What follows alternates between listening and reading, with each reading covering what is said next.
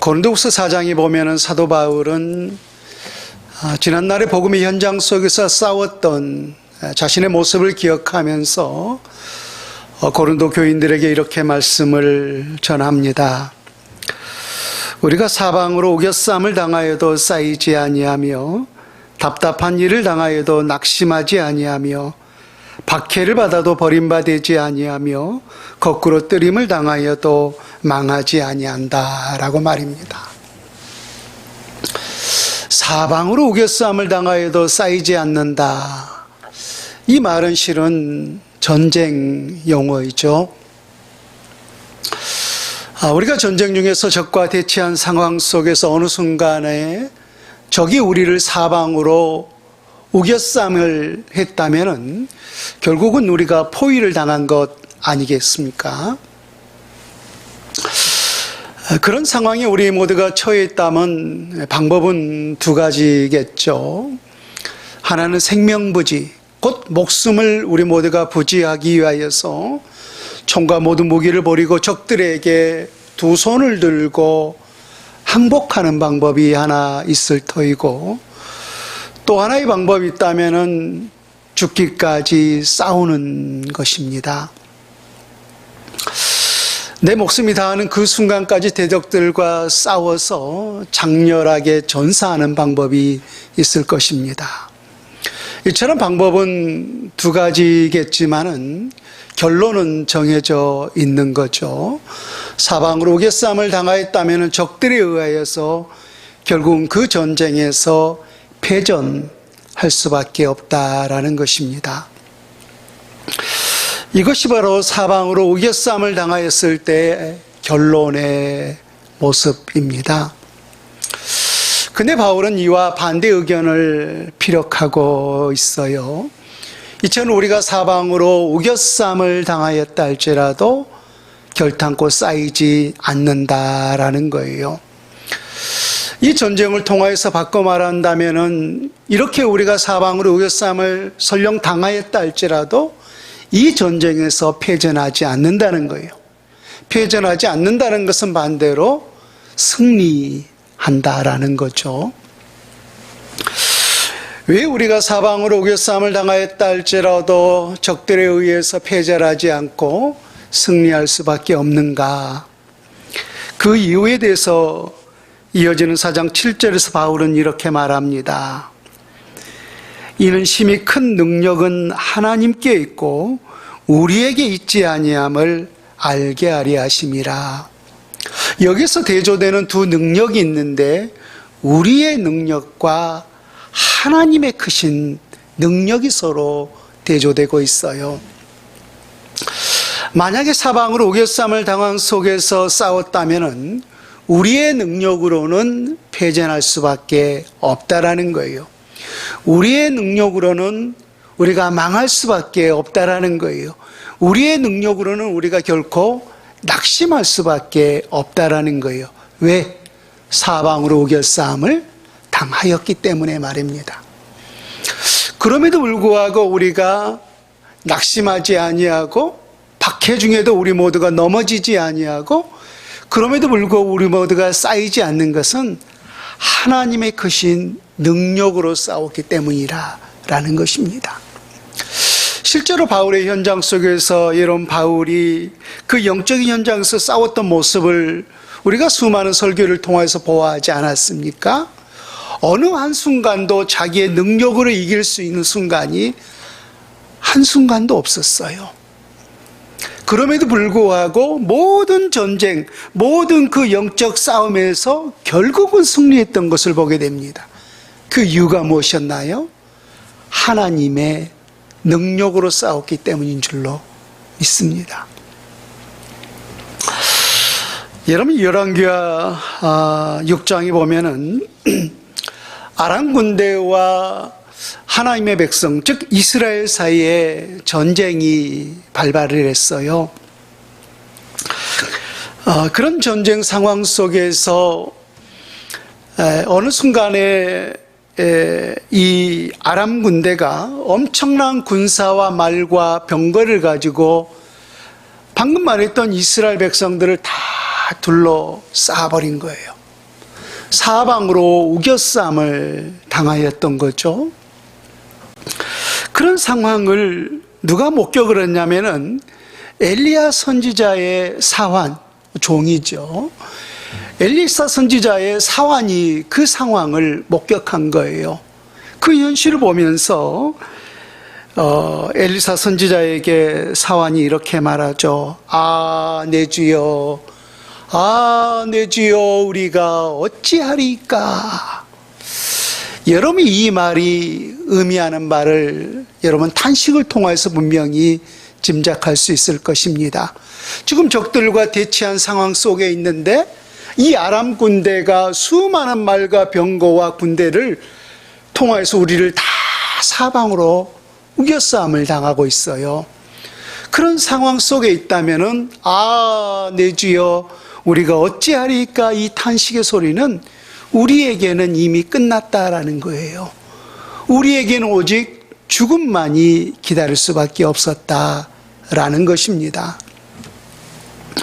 이것이 바로 이스라엘 백성들이 처한 상황이었는데, 그때 하나님의 사람 엘리사 선지자가 사환에게 이렇게 말합니다. 두려워하지 말라. 우리와 함께한 자가 그들과 함께한 자보다 많으니라. 우리와 함께한 자가 누구였어요? 하나님이죠. 하나님 한 분이 이스라엘 백성들과 함께하고 있었고, 아람 사람들과 함께한 수많은 그 수천의 사람들이 이스라엘 백성들을 포로로 둘러싸고 있는 그 현실이었다라는 거예요. 그런데도 불구하고 우리 하나님의 사람이 하시는 말씀은 우리와 함께한 자가 하나님이 그들과 함께한 자보다 많으니라라고 했어요. 그리고 이러한 사실을 사환에게 깨추기 위하여서 엘리야 선지자가 이렇게 기도합니다. 여호와여, 원하건대 그의 눈을 열어보게 하옵소서 하니 여호와께서 그 청년의 눈을 여시매 그가 보니 불말과 불병거가 산에 가득하여 엘리사를 둘렀더라. 이게 어떤 현상이에요? 지금 이스라엘 백성들을 둘러싸고 아람 군대가 다 포위를 했어요. 근데 하나님의 사람이 엘리사 선지자를 통하여서 영의 눈을 뜨게 해서 보게 하니까 하나님이 함께한 자가 더 많다라고 있잖아요. 근데 하나님이 불말과 불병거를 통하여서 그 아람 군대를 다시 한번 둘러싸고 있었던 거예요. 누가 더 많았나요? 하나님이 함께한 자가 더 많았던 거예요. 그래서 그러한 포위된 상황 속에 처해 있었음에도 불구하고 하나님이 함께 하심을 통하여서 그 아람 군대와의 전쟁에서 하나님께서 함께 하심을 통하여서 승리의 역사가 있었는 줄로 믿습니다. 사방으로 우겨싸움을 당하였다 할지라도 쌓이지 않는 것은 누가 함께 하심이라? 우리 주님께서 함께 하셨기 때문인 줄로 믿습니다. 여러분, 오늘 본문의 말씀을 다시 한번 보십시오. 우리가 읽었던 민수기 13장 30절에서 33절의 말씀은 모세가 가나안 땅을 이제 정탐하기 위하여서 이스라엘은 12지파가 있지 않았습니까? 그래서 각 지파에서 지휘관 한 명씩을 착출하여서 하나님이 약속하신 그 가나안 땅을 정탐하도록 보냅니다. 그래서 이 12명의 정탐꾼이 하나님이 약속하신 그 가나안 땅을 정탐하고 나서 그 땅이 어떠한 땅인지, 또 그곳에 살고 있는 사람들이 살고 있는 땅이 진영인지 산성인지, 다시 말하면 우리가 그들과 싸워서 이길 수 있는지를 보기 위하여서 12명의 정탐꾼을 보내죠. 그리고 나서 그에 대한 결과를 보고하는 내용이 바로 30절에서 33절의 말씀입니다. 우리 다시 한번 본문을 볼까요? 민수기 13장 30절부터입니다.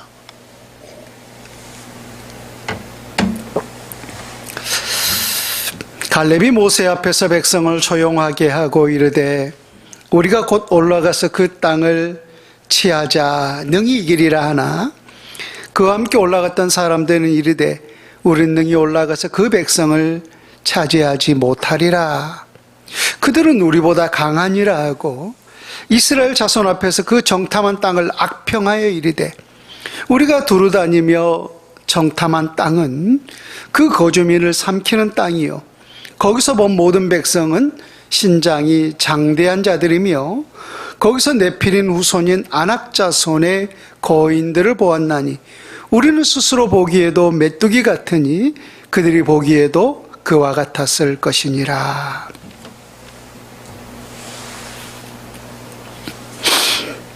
이 12명의 정탐꾼 가운데 결국은 2대 10으로 갈리어지지 않았습니까?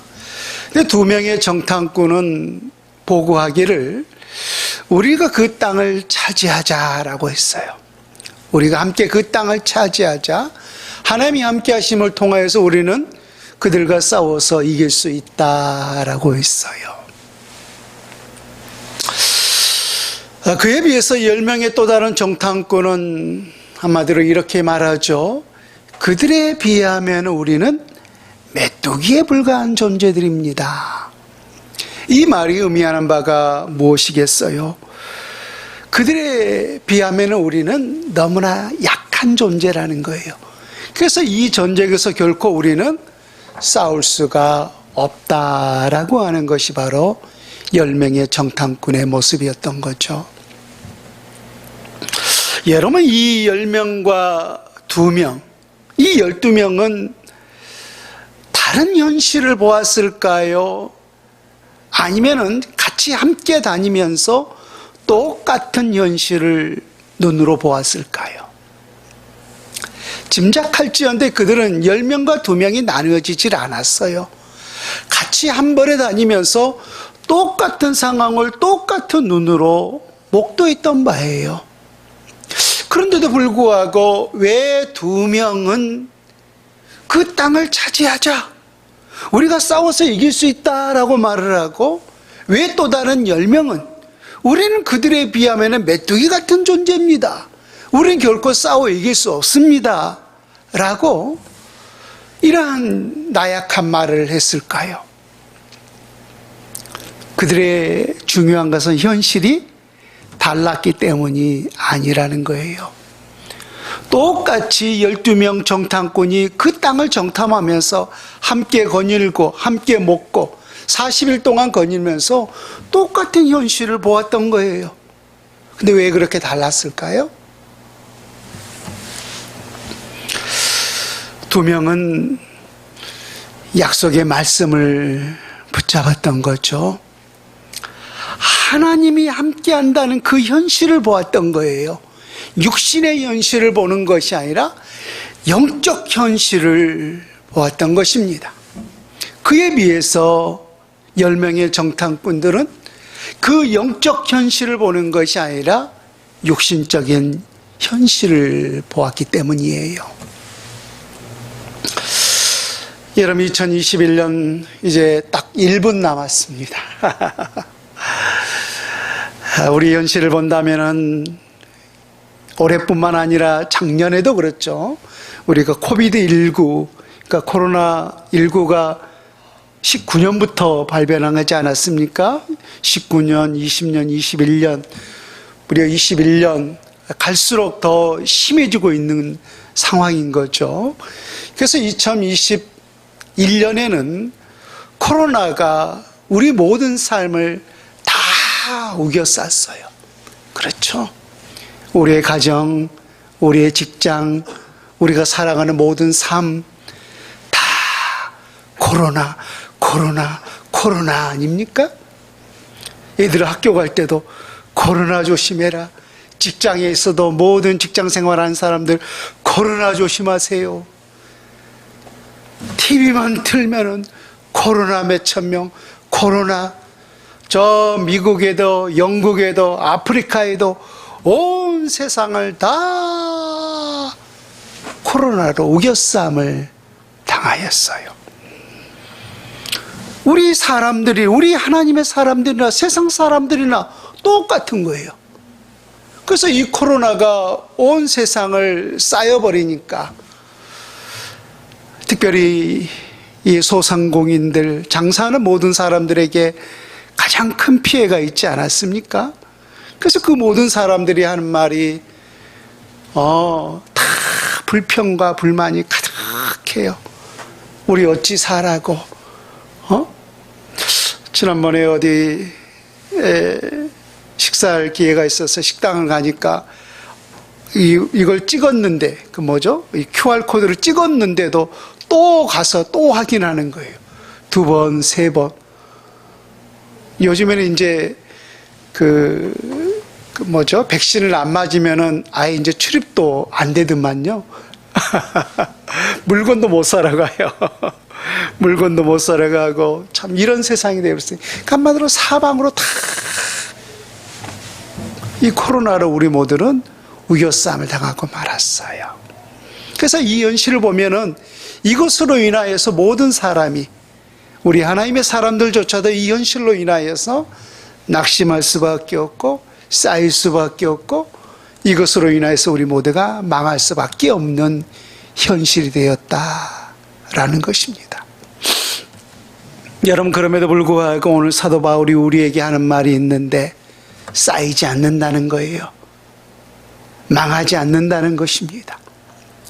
왜 쌓일 수밖에 없는 현실 속에서, 망할 수밖에 없는 현실 속에서, 낙심할 수밖에 없는 이 현실 속에서도 불구하고 우리가 쌓이지 아니하고 낙심하지 아니하고 망하지 않는 이유가 어디에 있을까요? 저는 단 한 가지, 하나님이 우리와 함께하기 때문이라고 저는 확신합니다. 여러분, 2020년 새 우리에게 그런 믿음을 주셨기를 저는 소망합니다. 우리에게 영적인 눈을 열어서 우리가 현실을 보는 것이 아니라 하나님을 바라볼 수 있다면 그 현실에 우리는 결코 쌓이지 아니할 줄로 믿습니다. 우리가 영적 눈을 열어서 주님을 바라볼 수 있다면 그 아람 군대가 병거를 통하여서 수천 군사를 통하여서 우리 모두를 쌓였다 할지라도 하나님의 군대가 한 번 더 그 대적들을 쌓는 줄로 믿습니다. 그래서 우리 모든 하나님의 사람들은 결코 쌓이지 아니하고 패하지 아니하고 망하지 아니하고 반드시 승리의 역사가 우리 가운데 있을 줄로 믿습니다. 누가 함께 하심을 통하여서? 하나님이 함께 하심을 통하여서 말입니다. 그래서 2022년 새해 우리 아들이 옆에 있어도 여러분 든든하지 않습니까? 그렇죠? 사랑하는 내 남편이, 우리의 자녀가 내 옆에 내 손을 잡고 있다면 여러분 든든하잖아요. 이처럼 사람이 함께 할 때도 우리는 때때로 든든함을 느끼는데, 만군의 군대의 대장이 되어주시는 우리 하나님이 함께 하신다면 우리는 어떤 어려움 속에서도, 어떤 어둠 속에서도, 어떤 패전 속에서도 우리는 반드시 승리가 보장된 줄로 믿습니다. 나의 든든한 백은 오직 우리 하나님이신 줄로 믿습니다. 하나님이 함께 하심을 통하여서 2022년 어떤 어려움 속에서도 우리 모두가 승리의 창가를, 승리의 나팔을 불며 살아갈 수 있는 이 한 해가 될 수 있기를 주 예수님의 이름으로 축원을 드립니다. 아멘.